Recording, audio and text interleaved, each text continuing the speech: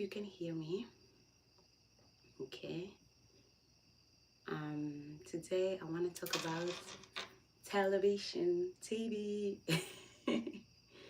So I was actually quite surprised to learn that the television was invented way earlier than I thought. You know, in my mind, I was thinking that it was probably invented like maybe let's say 1930s, I would say. But you'd be surprised to learn that TV was actually invented way earlier than that.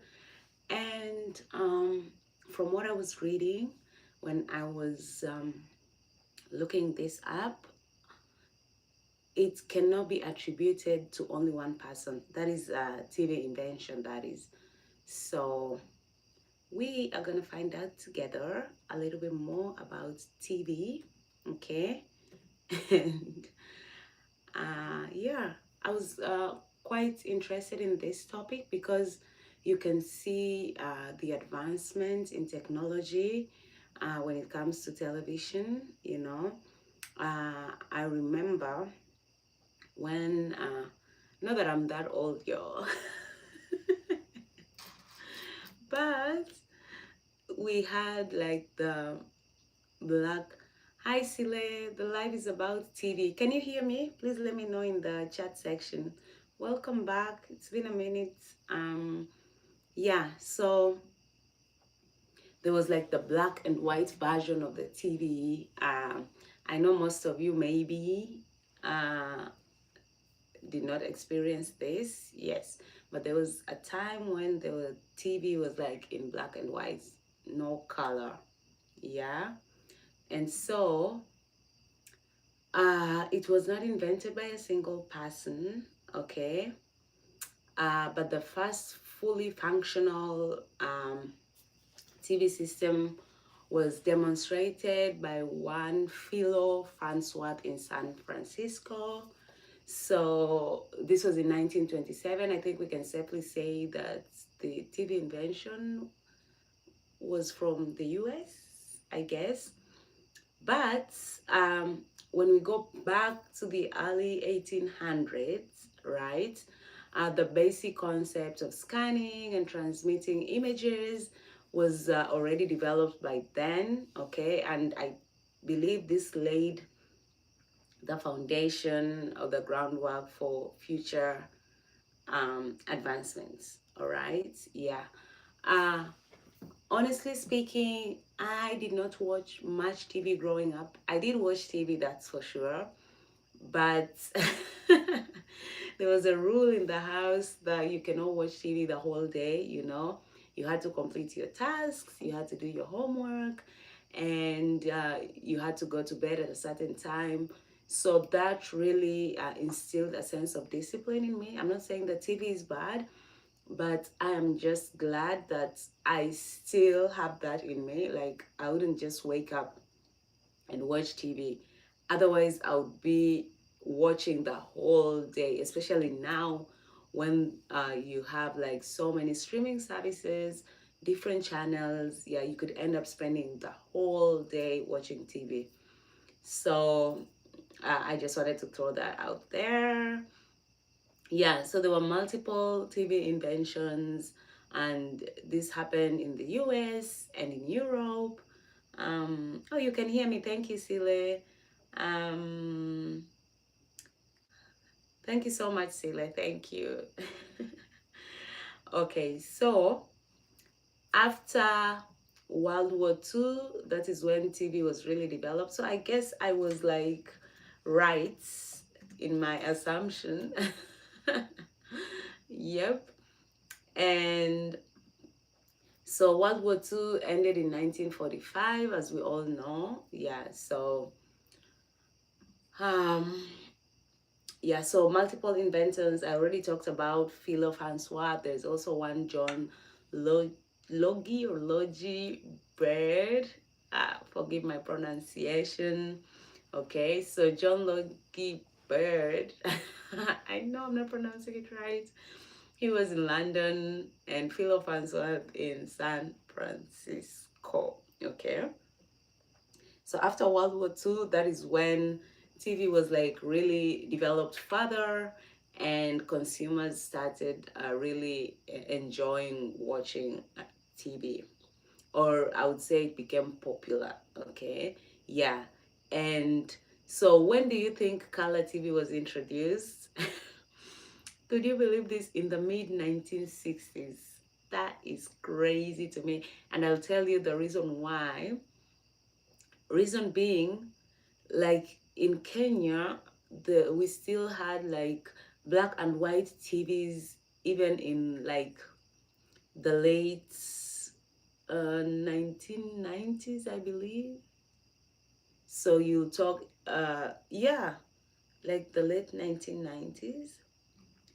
Yeah, so to think that color TV was already introduced in like mid 1960s and probably 30 years after, you still had places in the world that had black and white TV. That is crazy to me. So crazy. Stop answering question. Yes, Ile, thank you for standing up for me. Um, hi, Yuan Sabino. Hi, Jeffrey Josh. Okay, so color broadcasting. What am I? What's happening to me? In the morning, I have the tendency to misspell words, so it's quite early here, so just forgive me. But color broadcasting was introduced in the mid 1960s.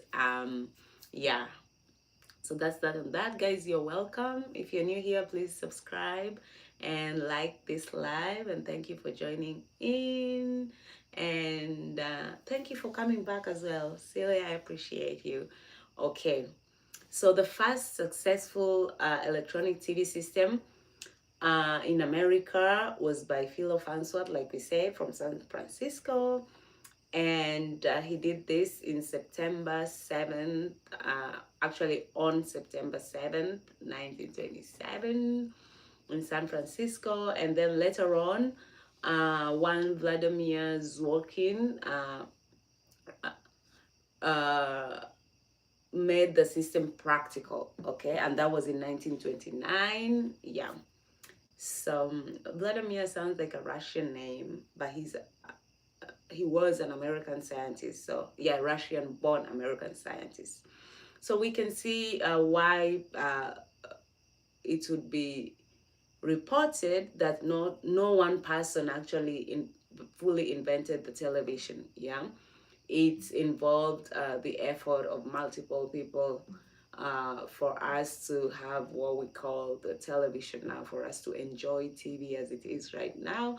And I still believe that, there's still other technological advancements that are happening in the TV space. Okay, it's so interesting that now you can even watch like TV on the go. That is interesting. Okay, in a good way.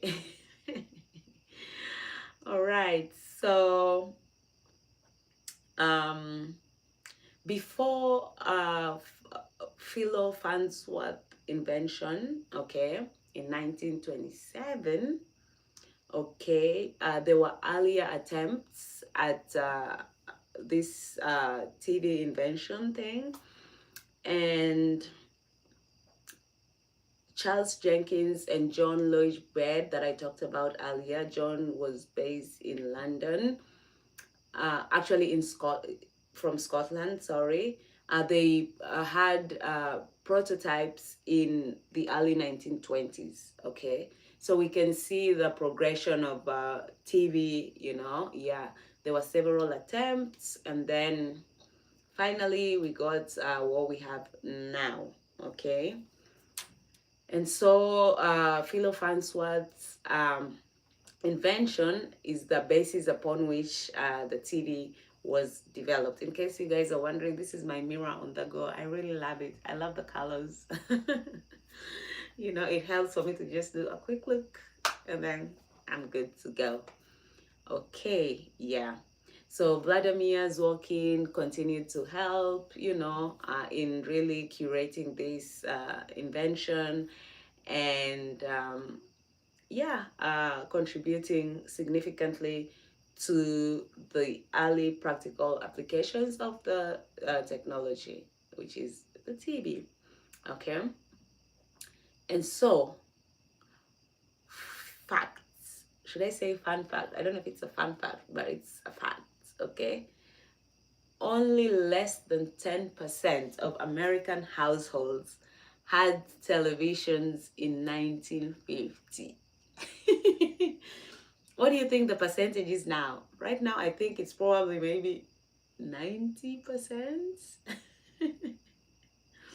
I thought one person created the TV. I'm learning so much about TV. When was the first color TV made? Oh, thank you so much. Sile. Okay. Yeah. So the first color TV was available mostly. So color TV was available like in the mid 1960s. It's being reported that like in the early 1950s, maybe 1953-ish, we already had color TV, but it was available in the 1960s, mid 1960s, yeah, and 1970s, yeah. So that's when color TV was like available to most people. And to think that only 9% of American households had televisions in 1950. That is how many years now after the fact? We're now in 2025, so that is 50 plus 25. 75 years later, this number has increased significantly. I don't know what the exact percentage is now, but I believe a lot of households have television. Yeah. So color TV started in the US. Yeah, so it seems like the roots of TV are in the US. Yes, yeah. Even though like we have land, we had like a Russian-born Vladimir who helped, and we also have the man from Scotland, John Lloyd Baird, who also helps in TV invention. Okay, yeah, but the roots are here in the United States of America. Okay, yeah. So Vladimir Zwokin, actually in 1923, this is before Philo Farnsworth, actually had his invention. He had initially tried to create a working model of TV, but his attempt failed. So I think we can safely say it was a it was joint effort from multiple parties. Yeah. And so far we have mentioned three: Philo Farnsworth, John Lloyd Baird, and Vladimir Zwokin. Okay, yeah. So quite interesting, yeah. So yeah, and I would think that even with the invention of the color TV, the black and white TVs did not just disappear. And the reason I think that, this is just my personal opinion, is because in Kenya, like I said, you still had people with black and white TV even when color TV was available, right? Yeah. And it was quite interesting watching like a black and white TV. It's quite the experience, yeah. Quite the experience. I sort of enjoyed doing that, but then once you start watching it in color, you're like, okay, all right, yeah. All right. So in early 1970s, the color TV sales surpassed the black and white sales. Yeah. And this was a turning point. But I believe this was a turning point probably maybe in the US, not in other parts of the world at the time, I guess. Yeah. But also considering that in Kenya, we gained independence like in 1963. And by that time, I don't know. I don't even think a lot of households were thinking TV, Yeah. So, just the way, I think that's just the way technology happens, It's invented in one part of the world, and then it really takes time for other people in other parts of the world to have access to those inventions or to new technology. And it also really really depends on affordability.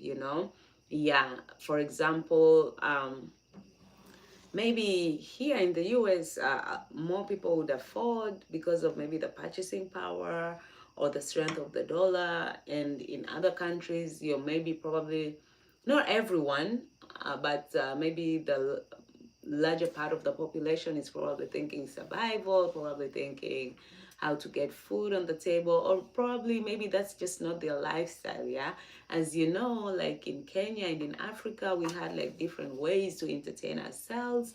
Yesterday I was here talking about storytelling, so probably, instead of watching TV, sorry, I misspoke. Instead of watching TV, people would like sit around the fire and tell stories and dance and entertain themselves, and they were probably satisfied with that. Yeah, but now I can tell you for a fact, a lot of Kenyans watch TV, a lot of households have TV. I even know people who would be stressed out, like literally stressed out, if they do not have TV in the house. Thankfully that's not me, because I think I can like really survive without TV. Yeah. But that's because also nowadays we have phones. You can pretty much watch everything on the phone, like with streaming services like Netflix and Amazon Prime. And you can have it on the go on your phone if you really, really have to watch something. Yeah. So I personally have my TV time, which is like in the evening when I have showered or taken a bath and I'm relaxing, and probably watch a show or two. And sometimes I just fall asleep. Like there's this particular documentary that I've been trying to watch till the end, but I like literally fall asleep while watching it. Yeah, so I'm kind of watching it in bits. Yeah, that is just like a segue. Okay, that's so what's that was so crazy. 9% in America. Yeah, see, like this was in um when was it? I think it was in the early 1950s. Yeah, so that's crazy. Yeah. What percentage in Africa? I don't know. Maybe I'll have to look that up. But if it was 9% in the US, you can imagine in Africa it was way, way, way less. Yeah, that's for sure. Um,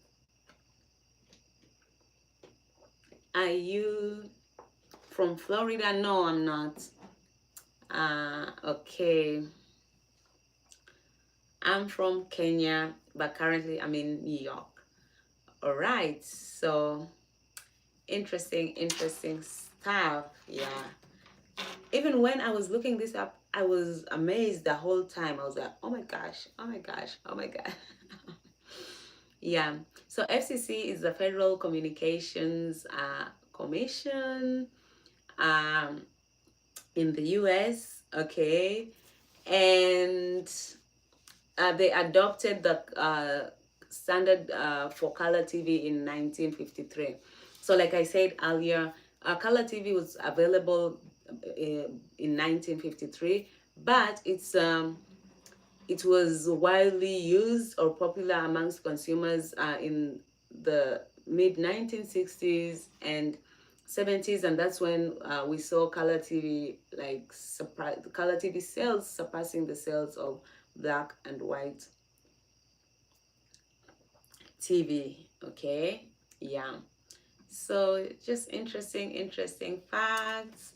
If you guys have anything to add in the comment section, you can please you know do that as well. So RCA, which is the Radio Corporation of America, I don't know what that is now. Okay, So RCA began manufacturing color TVs, this was in 1954. And one of the first nationwide color broadcasts. Oh, I told you I misspell words in the morning.